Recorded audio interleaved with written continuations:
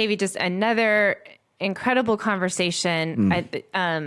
The power of her perspective, right? Just seeing God's hand in all of this, even though there's so much suffering and heartache in it, I think is just one of those things that that's one of those mysteries that you're kind of like, all right, only God. Yeah. Only God can walk with somebody that way. He's the only one that can bring that kind of peace. That's the peace that passes all understanding, guarding your heart and mind. I mean, she needs, and we would all need so much guarding of our heart and mind in that situation. I love that she said, I see God's hand in all of this. I see a lot of beauty, but man, it takes some ugly, dark days to get to that. And I just appreciate the frankness of that, the raw nature of that. She said, we fight hard to find the beauty or experience Jesus. And I think that's important to note, that you do have to fight hard to find beauty sometimes. That's right. You have to go like hunting for it, I think, very intentionally, because the enemy can make you get so myopically focused on everything that's missing and awful that you have to like wage some war and be very intentional about finding beauty and things that bring life. That's right. Just kind of signs of God's kingdom, like down payments of God's kingdom in the middle of that heartache. So I love that she reminded us of that. True. Wow. So good. We're going to continue to pray for you, Colleen, and we're going to keep praying for healing. That's right. And I think most importantly, we're going to keep praying that your legacy, your life, your voice just keeps rippling out to teach us a perspective that we need to have of kingdom, of eternity, because that was very sobering to have that conversation with you, Colleen. So thank you for that. Yeah. Aubrey, we have, as we've been doing over the past several episodes, we are answering questions that are coming in from the community. By the way, if you want to join our community, it is nothingiswasted.com/community. And we've got an entire kind of forum there where people are getting connected with other people who are walking through the same pain journey that they're walking through. And we have this main discussion feed where people post things and people are asking questions. So we've prompted this. We said, hey, come and ask us some questions. Aubrey and I would like to answer these questions.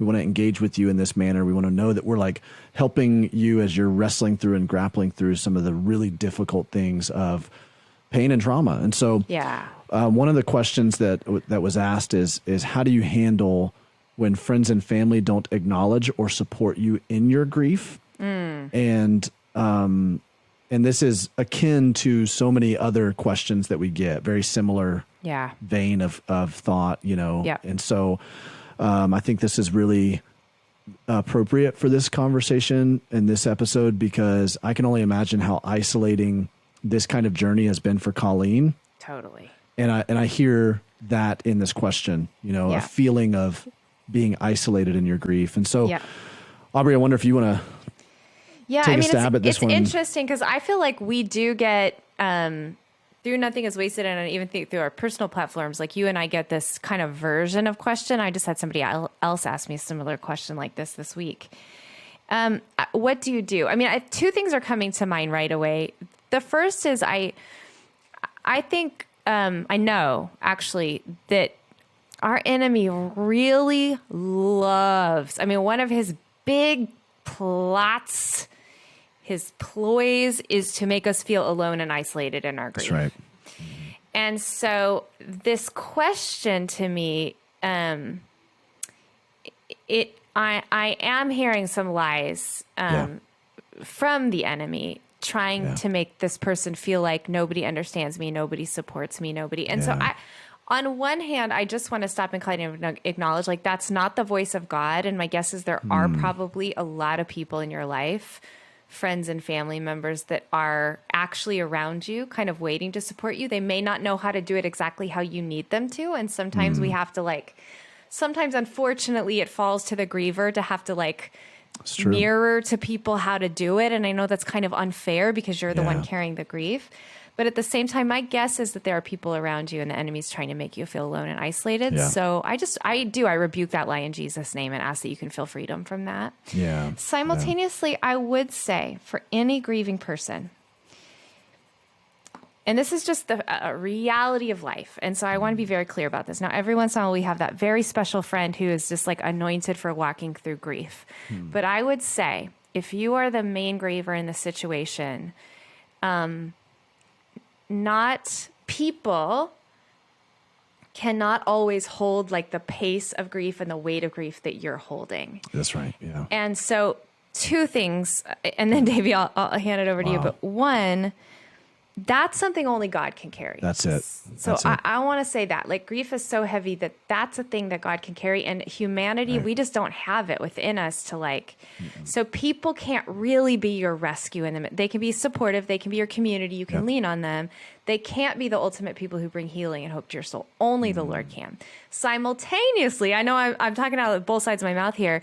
This is why, and I mean, Davey and I bleed this. This is why our community platform and our coaches at nothingiswasted.com/community. I mean, we have these people at the ready for you because they are trained. They've been through grief, and your beautiful, meaningful best friend may not have walked through what you've walked through. And so they just don't know how to carry it. And that's okay. That's no fault of their own. But we have people ready, willing, have the experience with grief, have the heart, have the training to walk with you. I'd also say like a grief counselor or a grief group at your church.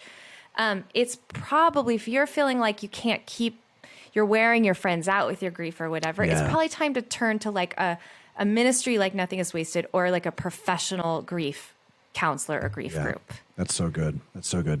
Yeah, I think that's just so well spoken right there, Aubrey. I think that the only thing I think I can add to that is, think of it in terms of like seasons or segments that certain people carry you in a certain season, or that's so true. They're working with you, they're beside you in a certain season. And that's the nature of it. And that's actually right and good, I think, because I think sometimes the enemy uses isolation, but God will also use loneliness. That's true.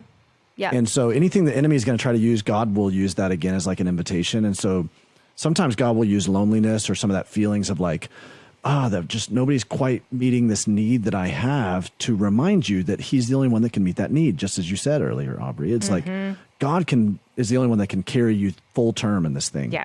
Yeah. But there are people that he's going to place strategically and that you can be eyes up for and intentional strategically to carry you in a season. So this season, these people, this group of people are going to carry me. This is a specific role that someone plays in my life, where then the next season, to kind of go to the next level of moving through your grief, or, however you want to term it, then this person or these group of people or this, and I think that helps to spread out the weight of that grief. I think that is, I think about even like, I planted, Apollos watered, God gave the growth. Like that kind of idea, that if we can think in those terms, even in our grief journey, because grief is just another level of sanctification in our journey. So I think that can be very helpful, and that doesn't create a sense of bitterness towards somebody who may not be meeting the need that you have. And that can often creep in, where we can feel slighted or wounded by or betrayed by somebody that we thought should have shown up in a certain way, and they didn't show up in a certain way, and maybe they wanted to or they meant to, but they didn't know how to. And so we've got to offer a lot of grace, even as we are experiencing grief.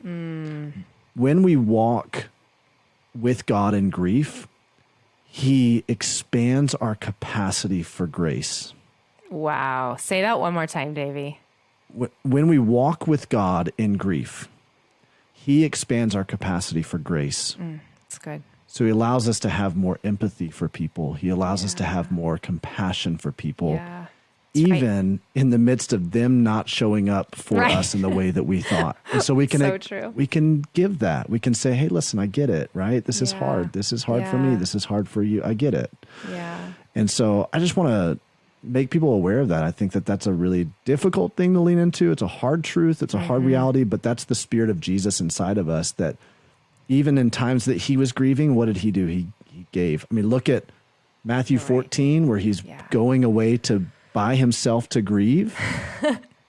And the crowds run around the Sea of Galilee to get him, to get to him. And what does he do? Man, he accomplishes the greatest, in volume, at least the greatest miracle that we have an account of in feeding the 5,000. So his capacity for grace and compassion, it says he looked on the crowds and he had compassion. It was in the midst of his grief. And so I just think that that's something that we need to lean into as well when it comes to our expectations of people. Such a good word. Again, I just want to highlight our community platform and community platform plus at nothingiswasted.com/community. We have, again, we've got coaches for you. We've got groups for you. We've got resources for you. And do you want to just very quickly highlight our very exciting thing we're launching? Well, it's unfolding and it may already be launched as we speak. We've kind of been working on the finalization of this, but our curated pathways are probably the thing I'm most excited about right now, because you can easily point somebody to their specific pain point, whatever they're going through. You can point them to all the resources that we have pertaining to that topic. So widowhood, if you've got a widow or a widower in your life and you're going, where do I point them to? The widowhood curated pathway is what you would point them to. So they would sign up and they would receive all the content in both their email inbox and right there on our platform. So cool. They get directed to, here's all the content that we have pertaining to widowhood. And so we're releasing 5 to begin with: widowhood, childhood trauma, child loss, sexual betrayal, and a general grief one. Those are the first 5 that we're releasing. And then once a month, we're going to release a new curated pathway. So we keep resourcing you as you're walking with other people and as you're walking your own journey from pain to purpose. And so I'm really excited about this. I'm excited for you guys to get tapped into these curated pathways. It's going to be awesome. So exciting. We also want to be sure to thank Sleeping at Last for providing all of the music for the Nothing is Wasted podcast. You can download and stream his music wherever it is you do that. We also love engaging with you on social media. We are at Nothing is Wasted Ministries, at Davey Blackburn, and at ObSamp on Instagram. Hey friend, if you liked this episode, be sure to like and subscribe so that you can stay in the loop every time Nothing is Wasted releases a piece of content here on this YouTube channel.